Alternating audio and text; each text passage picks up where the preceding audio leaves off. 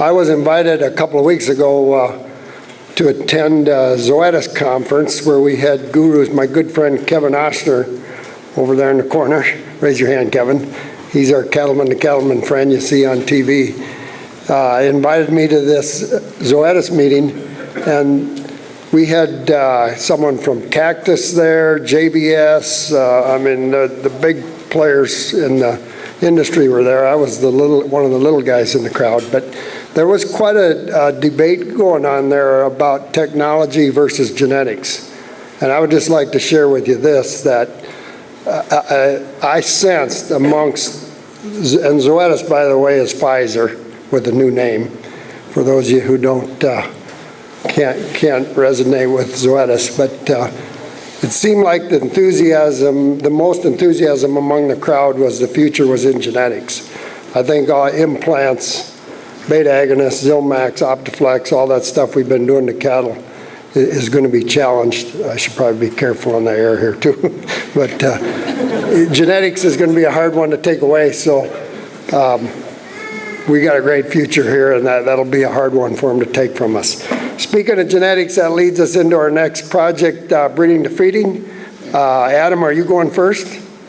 Or Anthony's going first? Anthony and Ekren and Adam Zeltwanger have been working hard on this as we teamed up with Genex, taking Wulf Cattle genetics to the dairy industry. These guys have put on a lot of miles. They've traveled from Texas to California to Washington. I've had a hard time keeping up with them, but they got quite a story to tell. Thank you, Jerry, and good evening. Glad to be here. Also wanted to recognize Scott Toberman. He's helping us out with breeding and feeding. Is doing a really nice job. So maybe raise your hand, Scott, and thank you for being here. So I just want to maybe reiterate a couple things Jerry and Gary have already said.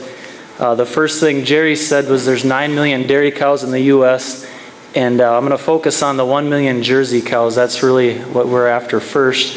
And then Gary brought up a great point where he said 20, 30 years ago, there was 20% less dairy cows, but today we're producing 40% more milk. And that's all because or partly because of genetics, and that leads me to the next slide, which is the dairy to beef concept and what is happening in the dairy industry where they're breeding their dairy cows to beef. And that's with a high usage in the Jersey breed of sex semen, where they're using sexed heifer semen on their top performing cows to increase their genetic herd. And then that leaves their bottom half of their cows open for us beef guys to breed to beef. And I'm going to touch a little bit on why this works. And so on the screen here on the left-hand side, you see a dairy ribeye.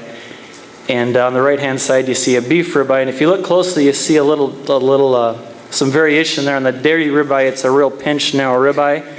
And the beef one is a nice round one. And Jerry says if you listen closely, you can hear it pop when the limousine kicks into the Jersey. It pops out. And so that's the carcass breed going to work for us. A couple other things we've seen over the past 3 years of doing this project is the feed efficiency. It's really exciting for us to see that being equal to beef cattle in our yards, and also the dressing percentage on the rail has been exciting to see as well, and it's kept us fired up. Before I turn it over to Adam, like Jerry said, we've been traveling across the country and having a lot of fun, Adam and I, and Scott sometimes too. And it's been really exciting to hear the excitement from the Jersey dairymen who catch on to this concept and see how excited they are to embrace this. And I feel that for our limousine breed, that's exciting going forward, that we could be in the top position to breed beef in the dairy world. So I'll turn this over to Adam. Thank you, Anthony, and thank you, Jerry, for the opportunity to serve the brand in this way. Couple things. We already talked about how Riverview Dairy was looking to add value to Jersey bull calves, and with the advent of sex semen and breeding cows with Jersey sex semen to get replacement heifers, and then that left some pregnancies available for breeding to beef. And Riverview talked to Jerry and asked him what he thought would work on Jersey cows, and he said he thought limousine would work really good. So that's where we're at there. And we used the first straw of limousine semen in Jersey cows in the summer of 2010. So we're coming up on 3 years of breeding. And we're really excited with how the conception rate was in the dairy and the calving ease. The bulls they selected were for calving ease initially, and that went really well. The Jersey cow is an easy calving cow. And how the calves did in the calf ranch down in Texas, Jake Tulls said that they're about maintenance-free calves. He really appreciates how they grow. The feedlot side, we're growing them at Pine Creek and Eagle Creek. Ishmael and John know how they grow down there. And so last year at the sale, we were talking, this was kind of brewing about maybe taking this solution to low-value Jersey bull calves to the market. And Devin Sumption, is he here? He's right there. He's here with Genex. And him and I were visiting, and he was wondering how many of these calves we'd like to feed, and got to poking around. And he left here, and he went up the ladder to Genex, and pretty soon we got a call, and they approached us about doing a program like this together. And from Genex tonight here we have Willie Altenberg and Amy Platt. Amy, you raised your hand. This is your first bull sale. That's how you bid. Amy's first bull sale. You just keep raising your hand until they say you got it. Okay, Willie, she's bidding tomorrow. You got that? All right. Okay.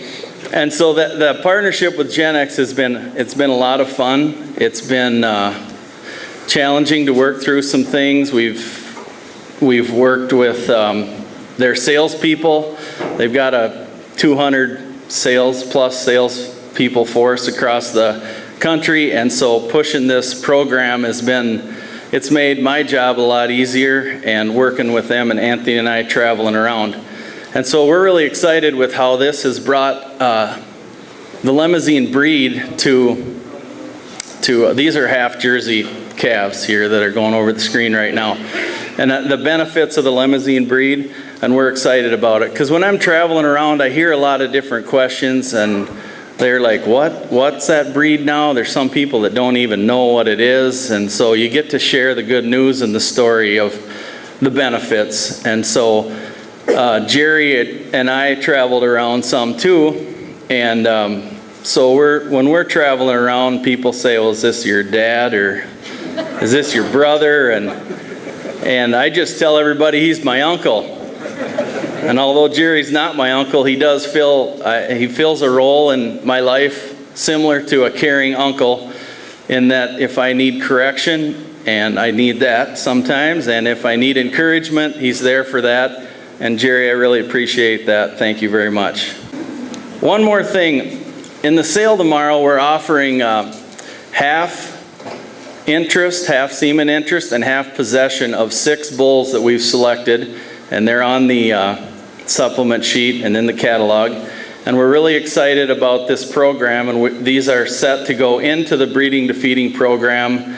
And they're going to start getting collected because the sales have really gone up. We've sold 18,000 units of semen since August 1st to February 28th. And so we need more bulls in the program, and that's what these 6 prospect bulls are for tomorrow.